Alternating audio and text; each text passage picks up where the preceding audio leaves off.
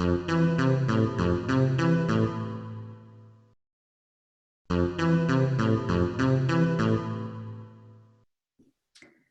I hope you have enjoyed your little break, and welcome to the second panel of our annual conference. We will virtually travel quite far as we will visit parliaments on 3 continents, and we are starting off in South Asia. Mouli Banerjee from the University of Warwick looks at the role of the speaker in the Indian Parliament and the performance of neutrality in that context. Mouli, the floor is yours. So I'm going to be presenting on what is broadly still a scoping paper. It comes broadly from my area of research in my PhD at the University of Warwick, but this I want to plan to make it in an individual paper in and of itself. And I'll be speaking on the performance of neutrality, and performance not as high performance or low, but in terms of performance and performativity of the concept of neutrality as a strategized narrative, a discourse that is presented through parliamentary proceedings. And I'll be looking in that at the role specifically of the Speaker of the Lok Sabha, which is the lower house of the Indian Parliament. So the Indian Parliament has been in crisis for a while now. With record disruptions, protests that have broken out in the well of the House, regular walkouts and protests by opposition members, and the MPs of the ruling coalition not following much of the rules of procedure. The Indian government, the ruling party of which BJP currently holds absolute majority in the lower house, has operationalized the lockdowns necessitated by the COVID-19 pandemic in order to cancel crucial parliamentary sessions and bulldoze controversial bills, some of which you may have seen in global media, including the farm laws, which were recently the topic of much debate and protests. So this has in total debilitated the parliamentary legitimacy of the Indian Parliament to a great extent. So in light of that, I am interested, instead of looking at a more positivist account of looking at accountability within the Parliament, in pushing for a more constructivist idea of thinking about what such a space as the institution of a parliament does in a fragile democracy, and how such a parliament interacts with and shapes everyday political discourse. Here, I want to focus on one such element inside the parliament, which is the role of the Speaker of the Lok Sabha and the embodied performances of that role in the current Indian democracy. So I follow from Shireen Rai, Carol Shpari, John Parkinson, and others, drawing on their work on politics and performance, particularly mapping performance and performativity within institutional spaces. Shireen Rai in the Indian context, and Emma Crew and Marion Mueller in the European context have focused on the performative meaning making via ritual, ceremony, symbols within parliamentary spaces and practices. Rai charts a comprehensive framework to map different political performances inside institutional spaces across 2 axes. On the first, she plots the tools operationalized for the performance, that is the physical body of the agent, the space of the staging, the speech verbalizing the performance, and performative labor or actions of these performances. And in the second axis, she places the intended consequences of these performances, which would be authenticity, modes of representation, liminality, and resistance of and to political representation. And this is on the second axis that I want to push my argument forward in the performance of neutrality as a narrative. While ceremonies are practices that infuse parliamentary processes with formality and stately qualities of importance, rituals include patterns that govern daily workings of the legislature. These are not just trappings of power, but have crucial discursive value, creating normative definitions by repetition and reiteration. These performances also need to be strategically staged in order for meaning to not just be created, but also adequately consumed. This applies, one would argue, to every MP and every actor in that sense performing inside the parliament, if the parliament were a stage. But I want to suggest that the speaker is a different kind of performer, because a speaker is a figure in performance in more ways than other MPs. By taking on the role of the speaker, an MP unofficially assumes a position of party neutrality. What tensions then emerge between this purported party neutrality position of the speaker and instances of party favoritism by the speaker in a fragile democracy? So the position of neutrality of the speaker in the Indian parliament is quite contentious. The position of the speaker does not imply official neutrality. The 10th schedule of the Constitution of India, which was added only with the anti-defection law that came into effect in 1985, actually just stipulates that speakers and deputy speakers of the houses of the parliament and speakers of the legislative councils and the legislative assemblies of the state are exempt from disqualification if they do not vote according to party line while they are holding the speaker's chair.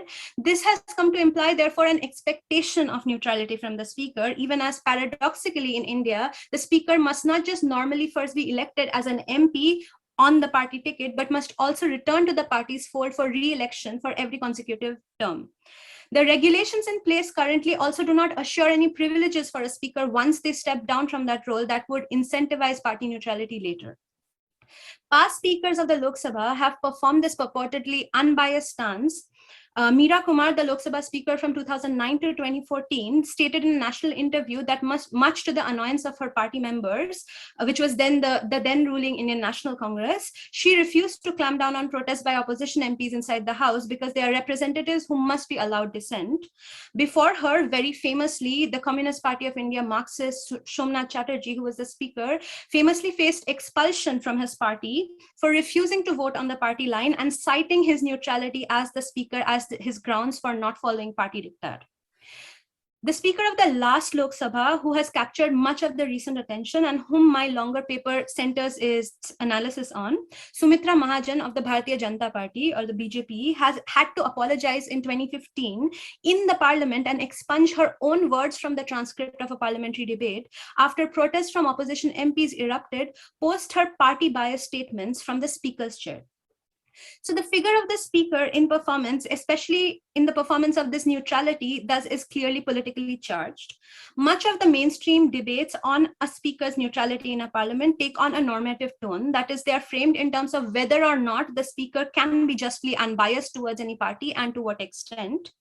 Employing the lens of performativity instead allows us to step outside this normative reading and locate the ways in which these claims of neutrality function as a potent tool, not only to signal a balanced parliamentary discourse inside the House, but to also allow a discursively charged transmission of these embodied performances outside of its walls and into public discourse. And that is also the second thing that I'm really interested in this paper, which is to look at the parliament as a videosphere. So the witnessing of the performance is key to its existing. And here I borrow from critical legal perspectives wherein the courts transform people from spectators of justice to active witnesses and participatory audiences. And in doing that, the space / the stage of the courtroom became a space where the theatricality of legal discourse making played out. This can be extended to the parliament as well, especially in the current post-digital context where parliaments are screened and transmitted, creating legislative videospheres where meanings multiply, destabilize, and evolve. As parliamentary proceedings in India are transmitted and consumed on television and online, and not just via official government channels, but as materials for proliferating news media, how do the speaker's performances in particular shape everyday political discourse? Which clips do the channels of particular political parties choose to promote, for example, and how do they narrativize them? Some examples from Sumitra Mahajan's time as the speaker. Some examples from Sumitra Mahajan's time as the speaker provide us with an entry point into a lot of this analysis. Hailing from BJP, the right-wing party that is currently in power at the center for its second consecutive term, Mahajan's interjections in the Lok Sabha and her nickname Tai, which is an endearing term for elder sister, were widely popular online. Let me give some examples here of possible embodiments of this performance. So while the Parliament's official channel, Sangsad TV, maintains neutral thumbnails of Mahajan speaking in all her major video clippings, it is worth contrasting this with the discourse framed by the media channels sympathetic to the ruling party, BJP's own official YouTube channel, as well as the channels of dominant right-wing media. BJP's YouTube channel has captioned videos of the speaker along the lines such as Srimati Sumitra Mahajan strongly censures opposition parties for their irresponsible obstructionism, for example. Again, telecasting a particularly polarized interaction between Rahul Gandhi, the president of the Indian National Congress, and Narendra Modi, Republic World, India's leading right-wing news channel, for example, captioned their video, Speaker Sumitra Mahajan criticizes Rahul Gandhi's behavior in Lok Sabha. with a thumbnail that showed a panel of a winking Rahul Gandhi placed next to a panel of a displeased Sumitra Mahajan. Another right-wing channel captioned the same video, Rahul Gandhi comedy with Lok Sabha Speaker Sumitra Mahajan, while the more mainstream national news channel India Today reported the same debate with the caption, Speaker Sumitra Mahajan sparks row for mocking Rahul Gandhi. Most of the polarized video transmissions of Mahajan's speeches carry thumbnails of her pointing fingers at someone or gesturing to ask for explanations next to visuals of opposition MPs with serious faces or downcast eyes. The captions repeatedly use the narrative versions of scolding in action. So from this, I want to push forward in an idea of performing not just neutrality as a potent tool, but actually looking at how rebuke as an action is performed. Of course, all parliamentary performances are open to discursive instrumentalization by political parties. But so what makes this transmission of the speaker's intervention in the parliamentary videosphere different? I would argue that this assumption of neutrality allows for a conceptualization of a framework of rebukes to the opposition, which is operationalized when parliamentary performances and their visual dissemination come together. It is also relevant that 2 of the last 3 Lok Sabha speakers have been women, and the gendered aspect of the rebuke and its embodied visuals also contributes to the overall performance and of neutrality and authority derived from it. There is much more to be mapped out in order to analyze the full implications of these performances of neutrality and rebuke and how they are narrativized by the parties in power in order to scope out the ways in which parliamentary discourse proliferates through the videosphere of a rapidly weakening parliamentary democracy. But as a conclusion, I would offer that what this lens of performativity allows is for a framework for discursive claim making through parliamentary actions. And it allows us to move beyond a normative understanding of the performative as opposed to the real, and how that complicates the accountability conversation with regard to parliaments as political stages, especially in fragile democracy. And it allows us to break also the boundaries between the parliament as a closed space and its consumption on the outside. With that, thank you for listening. Those are my references, and I welcome your questions. Thank you.